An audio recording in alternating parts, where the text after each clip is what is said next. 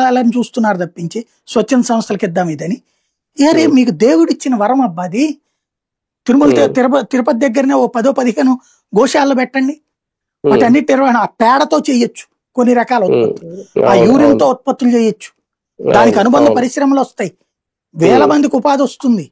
Plus ఆ మజ్జిగను supply చేయండి. అక్కడ ఎంత ఉందండి ఇందులో. అసలు అదేదో ఎంతసేపటికి జగన్ తొక్కేయడానికి వాడదాం, లేకపోతే రాజకీయంగా వాడదాం, లేకపోతే ఇందులో ఆ పంది కొవ్వు ఆవు కొవ్వు అని చెప్పేసి భక్తుల మనోభావాలు దెబ్బతీసి వాళ్ళని రెచ్చగొడదాం, ఈ టైప్ లోనే ఉంటున్నది తప్పించి ఎస్ తేడా జరిగింది. ఎందుకు జరిగింది ఇందులో? జగన్ ఇక్కడ ఏం క్రియేట్ చేయాలనుకున్నారు వీళ్ళు? జగన్ క్రిస్టియన్ కాబట్టి అన్యమత ప్రచారం, అన్యమత ఉద్దేశంతో కావాలని వెంకటేశ్వర స్వామిని అవమానించబోయాడు అన్నటువంటి ఓ సెంటిమెంట్ రాజేసే ప్రయత్నం చేశారు. అంతకంటే ద్రోహం ఏదన్నా ఉంటుందా? అంతకంటే దుర్మార్గం ఏదైనా ఉంటుందా రాజకీయం?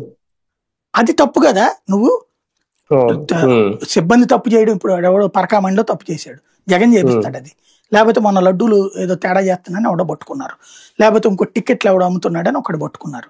ఇవి ఏళ్ల తరబడి ఒక మంచి చేసే చోట తప్పు చేసేవాడు దొరుకుతూనే ఉంటాడు.